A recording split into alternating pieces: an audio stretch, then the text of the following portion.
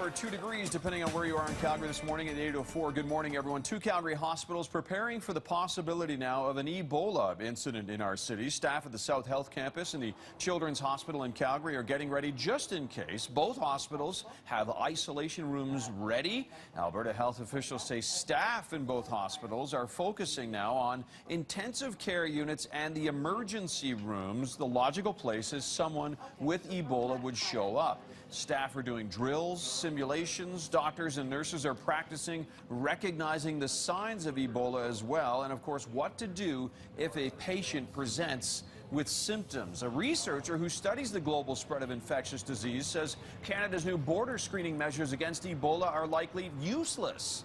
The scientist from the University of Toronto says people will feel safer knowing border agents are performing temperature screenings now on some travelers. But the researcher says the screening relies on people admitting they don't feel well, which leaves a large margin for error. The professor says the new measures may be a waste of resources and the money would be better spent on containing the outbreak in West Africa. It's now 8:05. Calgary City Councillors are looking at a proposal today that could see one of Calgary's busiest roadways turned into a pedestrian-friendly thoroughfare. The ambitious McLeod Trail redevelopment proposal will cost about $100 million, take about 25 years to complete. The plan suggests keeping 6 lanes of traffic on McLeod, but they want to build sidewalks wider, create pathways, also create a green boulevard space in the middle, and to add separate bike lanes. Over 25 years, on average, you're talking about $4 million a year. That comes out of your regular sort of budget.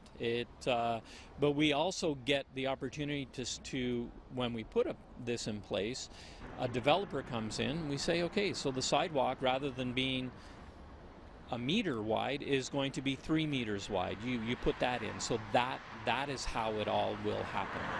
This plan, if approved, will affect McLeod Trail from 25th Avenue Southwest all the way south to Anderson Road. Well, here's a reason to drive to Edmonton. Indiana Jones fans have a chance to experience a multimedia mix of Hollywood magic and real-life history. Indiana Jones and the Adventure of Archaeology exhibit kicking off this weekend at the TELUS World of Science in Edmonton. The exhibit, presented by the National Geographic Society, shows off props from the iconic films along with archaeological artifacts from ancient times. It brings together real props and items from the movies, the famous hat, the whip, the coat, the motorcycle, those sorts of things.